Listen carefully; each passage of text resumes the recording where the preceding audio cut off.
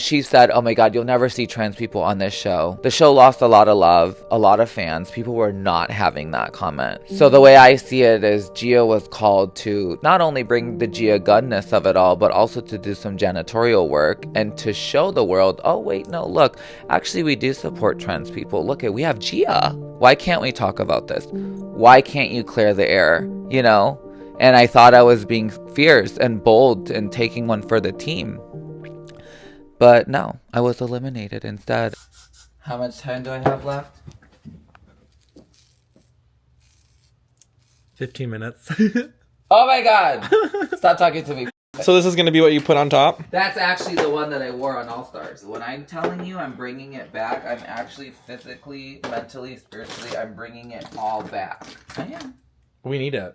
Girl, I need to give the girls what they need to get from me. You know, All Stars came out January 2019. My mother was diagnosed with stage 4 cancer July 2019. It was like, not happy with the edit. Mom came down with cancer. It was just like I wasn't really able to like be very present for my All Stars debut. And also at the time I was in a relationship with the first love of my life.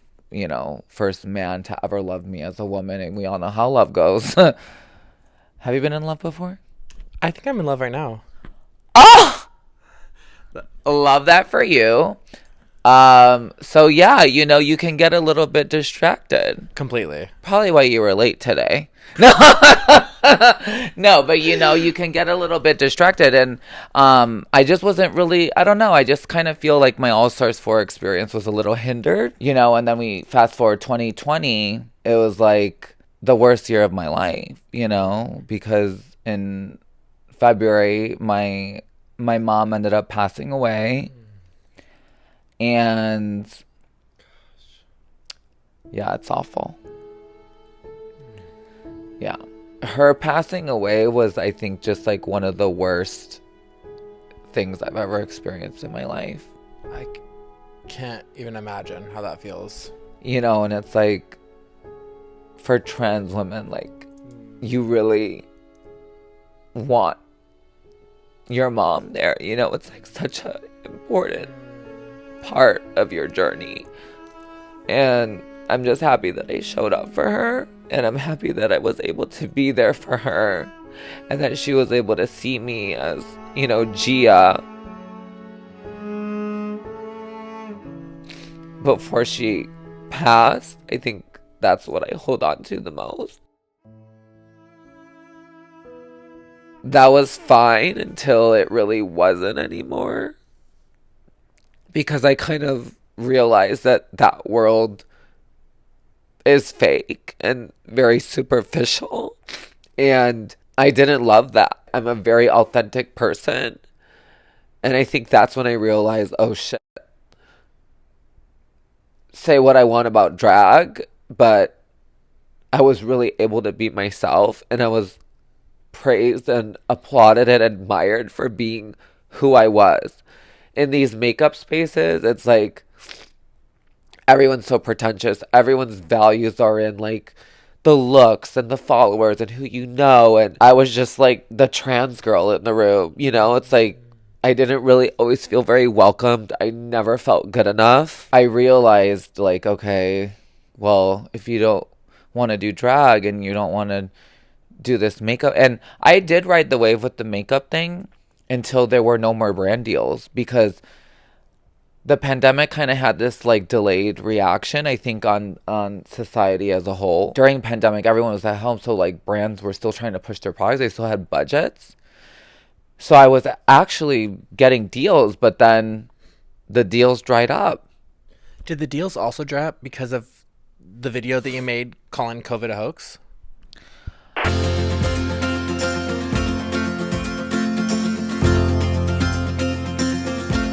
With what I do on my channel, I really try to stay in the know with the entertainment world and also the real world. But sometimes navigating it all with the different biases and everything can make it really hard to know who to trust and who is giving me what I want, the truth. That is where ground news comes into play. I was so excited when Ground News reached out to me and wanted to sponsor this video because it is truly my go-to website and app to stay fully informed on all the issues that are important to me. Let me show you how it works. Marvel just released their trailer for Agatha All Along featuring Kathryn Hahn and Aubrey Plaza. And I can catch up on this in seconds with Ground News summaries based on all the articles that they found reporting on it. As you can see, and this is super interesting to me, barely any media outlets from the right-hand side are reporting on it. Can't imagine why they aren't excited about a dark witch taking back her powers. But this bar right here does show me that it's important to diversify where I get my news from so that I never miss important stories like this one. Ground News also shows me that most of these media outlets are considered highly credible. More context that helps me critically think about the articles that I read on the left. Comparing coverage lets me look at a story from different perspectives, have a better understanding, and even verify questionable information. Ground News makes it so easy to stay informed on entertainment and the 2024 election and to see the bigger picture, which I always try to do with my life. So check them out at ground.news/Cullen or scan the QR code for 40% off of the same Vantage plan I use for unlimited access to all their features. Plans also start at just under $1 a month to keep their platform really accessible, which I love. Subscribing not only supports my work, but it also supports an independent news platform trying to make media more transparent. Did the deals also drop because of the video that you made calling COVID a hoax? It's very possible. I mean, I don't ever really regret anything in my life because I think it was a fucking key for people too. You know, it was a key. Like, that video went viral, but I don't think, and in the moment of me saying it, and I'll be completely honest, I was hanging out with a certain somebody at the time who, that was her phrase. I'm very easily influenced. I am. And so she would always say, oh, girl, this is a hoax. This is a hoax. And so, you know, you don't really think anything of it. You're on Instagram Live talking to, 50 people, 100 people. And, like, I say something like that. And then the next moment, my friend's calling me, like, girl, what did you just say? And I was like, well, what do you mean? I don't even think, honestly, I knew what a fucking hoax was. Mm-hmm. You know, it was just, like, something that I said, like, the bajillion other fucking things that come out of my mouth. But no, I definitely think that, you know, I clearly remember, like, having, you know, a contract pulled for a podcast. They were no longer interested in working with me after I said that. And, you know, at the time I was like, well, fuck you, honey. Like, we're all entitled, freedom of speech. We're all entitled to think what we want to think, you know, due to contrary belief. I have my own opinions about everything, as we all know, and, you know, I stand by what I say, you know, because that was probably a stupid thing for me to say, but I learned from it, you know, and I learned the power of the internet real quick. But no, I think beauty brands also, you know, well, fast forward to current day, it's like there's no money really for beauty creators anymore. I mean, I just read an article, it was like, influencers are going to have to start finding full-time jobs because influencing is no longer sustainable. And it's true. I mean, the only people, honestly, that I know that are making money are drag queens and OnlyFans girls. Those are the fucking people driving, you know, G-Wagons, living lavish, and flying to fucking, you know, Turks and Caicos. Probably right now. Honey, when there's no solution, there's prostitution. I mean, that's how I was raised, honestly. I was raised on that phrase, and it's very true. Obviously, only not prostitution, but I'm just being funny. But what I'm saying is, you know, when in doubt, people are going to hustle and do what they have to do. I mean, as they should. As they should. I mean, I opened one, you know, and back in 2020, I was like, let's see what this is all about. You know, I thought I was going to do sexy drag shows. I kind of like that idea. On OnlyFans. And it was like, that's not what people were really looking for. But I do pat myself on the back for trying all these different things. You know, I even opened a business during the pandemic. I opened the Gunn Studio, which is an event space. It's like a space for content creators to rent out and to come and do photo shoots or events. You know, so I really pat myself on the back for having all of these, trying these different business ventures and really trying to just hustle. You know, in LA, you gotta hustle. Are you blacklisted from World of Wonder and RuPaul's Drag Race? I don't know, but because I was talking with somebody, or I was talking with my agent about trying to do the Las Vegas Drag Race show. And I've been in their ear plenty of times, and I've been to the show, and I've gone backstage, and I've talked to the people. But, you know, my agent was like, hey, is this something that you're interested in? And I said, you know, if the time is right, honey, and, you know, the coins are clacking, what money will make me do, you know? But no, I mean, it would be a fabulous opportunity. I feel like that's the last check off that I need for like the whole showgirl era. It's like, right? It's like, you're on the Las Vegas Strip doing shows. That's kind of like, that would be it for me, you know? It would be iconic if they did all the trans girls in one cast. Yeah, they're not doing that. Like you, Kylie, like all I mean, that would be iconic. And, you know, I would go. People are definitely snoozing on not, you know, doing stuff like that. And I want to start creating shows like that because I think those would be sellouts. But I was like, yeah, you know, I would be interested. And he said, and then he gave me feedback. You know, one day we were having a very in-depth conversation. He said, well, you know, I don't feel like you're blacklisted from like any other things, but I do know that World of Wonder has a say on the cast for RuPaul's Drag Race Live in Vegas, right? And he didn't use the words blacklisted, but he said, you know, they have a list of people that they don't call or that they don't, you know, they don't consider for things. And I probably am on that list. I mean, I haven't gotten invited to like a reunion or any red carpets or anything Drag Race related. Like that relationship I feel like was hindered the minute that I walked off set because I read the whole production because I was so furious and so upset. If you can imagine, you know, no one wants to be eliminated. I mean, you know, your time's going to come, but when it does come, I don't know. I was just furious. And I was like, this is bullshit. Don't you guys ever fucking call me ever again. Like those were exact words. Wow. I was like, fuck you, fuck this, fuck everything. I was like, I've had it with you. And I just walked out. And so, you know, and then after that, making comments and saying, you know, RuPaul on the mic at gigs and, you know, not talking the best about the show. Yeah, I mean, this is a business. Why would they? You know, why would they call me? I think I also naturally, you know, had them under the impression like I was just done and that I no longer wanted anything. But now times have changed. Do you regret those words that you said because you weren't, even if you felt it in your heart, you sometimes have to play the game, you know? And do you regret being so honest? I don't regret things in my life. I just learn from them and I move forward because I think what doesn't kill you makes you stronger.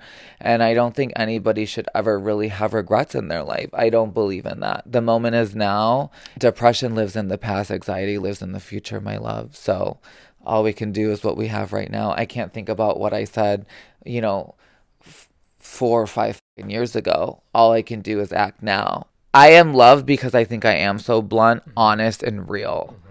You know, I think, yes, that has definitely not allowed me to fully reach certain things or, you know, has definitely compromised some work relationships. But at the end of the day, like, honey, if anyone's going to give it to you, it's going to be Gia Gunn, right?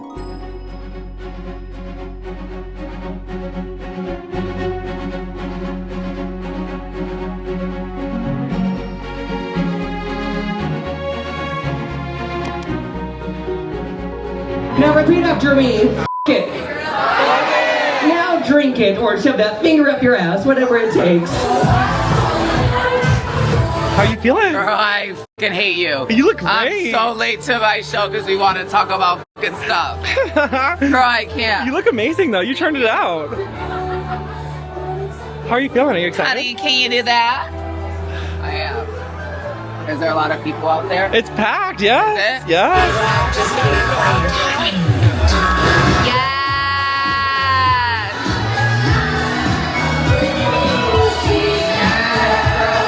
Oh, yeah. There are 1,000 makeup brands and beauty brands out there that a transsexual like me could possibly work with, but I've been so blessed to be with the Ipsy team. They have got me through some of my hardest and darkest times. Hi, my love, how are you, sis? I guess if World of Wonder or RuPaul like watches this, which they very well could, and they're, hoping for some sort of public apology of sorts to get into their good graces again, would you be willing to do that? Well, it's funny you say that because I've been talking to Laganja actually recently because, me and her have, reconnected after many years of being friends and ups and downs. And, I was telling her, I was like, well, maybe I should like send an email and go over there and apologize, or sit down and just say, hey, can we clear the air?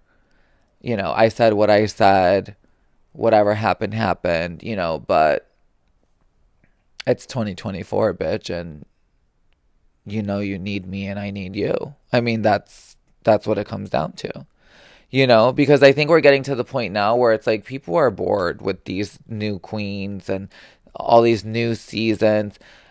I've really noticed people craving like the originals again and kind of like, the icons, which I think I might be. 100%. But like I said, as of June 1st, 2024, I have fully, come to terms with who I am because, I came to a crossroads. I was like, basically about to start a porn career at 34 years old or start doing drag again, We chose drag. And we chose drag at 34. I think, let me work with what I have and what I've been given, which is a lot. And I'm going to see how this goes. I belong on TV. You definitely do. At the end of the day, I belong on TV and I'm running with that. But I'm a lazy bitch. I like easy. So if something's too much, yeah, baby, let me go and try and suck this on camera and try to get a paycheck rather than go and pin the hair, do the makeup, twirl for the fag. It's a lot too. But when I really was able to sit down and weigh out the options, it's just like, it's just too good to leave and to give up. To make, $3,000-$5,000 in, less than 24 hours for one gig. I mean, I get it. I don't know, it's like, I don't know how many times I would have to lay on my back to make that kind of money. Mm-hmm. You know what I mean? Truly. So yeah, this is where I'm at. And, I'm definitely open to, reestablishing a relationship with World of Wonder and Drag Race and stuff like that. But at the end of the day, I don't think any of us need it anymore. It's like, it was like the gift that keeps giving, it was the even split. It was like they gave me a platform, I gave them ratings and a good TV show. So it's like, it's not like we owe anyone anything and they don't owe me anything either. It's like I have everything that I have because of the show. So that is one thing that I do want you to include in the interview is that, yeah, I mean, I have everything that I have today because of RuPaul's Drag Race. I kind of slurred because I don't know if it's RuPaul or I don't know if it's a show or it's a combination of both. But yeah, I have everything that I have today because of RuPaul's Drag Race, and I'm so thankful, truthfully. I can look you all in the eyes and say that I am truly thankful for everything that the show has given me. And yeah, I can say I am sorry for, acting like an asshole here and there, but I don't regret it. I think it's all fun and games, It's all part of the plot. It's all part of it. And, this is Hollywood. Like, nobody wants fucking kumbaya. Yeah, you're giving us a show, and that's what we want. Right. And it's natural. I'm a natural storyteller, natural show person. So it's like, I just feel like, I'm coming up almost on, 8-9 years here in LA. I've wanted to leave several times. Actually this year I've been saying, if I can't afford to buy a house, I'm going to go to Japan because I don't know, I feel like I've just been out here, and I've been doing the things and I've tried, but I always say LA is about the doers and the don'ts. Either you're going to do it or you're not. And it's about who can stick around and last the longest before either LA eats you up or you go broke and you can't afford to live here anymore. It's a fierce little game that we all can play here in LA. But my mom's still here. And every year, you know, I've upgraded, whether it's, you know, my home or my surgeries or, you know, whatever. And so I feel like, okay.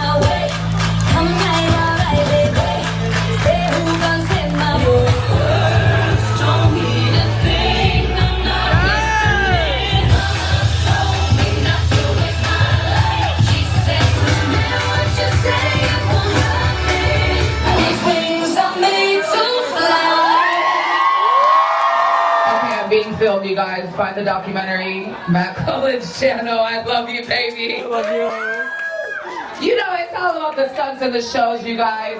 But no, seriously, Matt Cullen has a sickening YouTube channel. He shares stories from the LGBT community. They are fierce.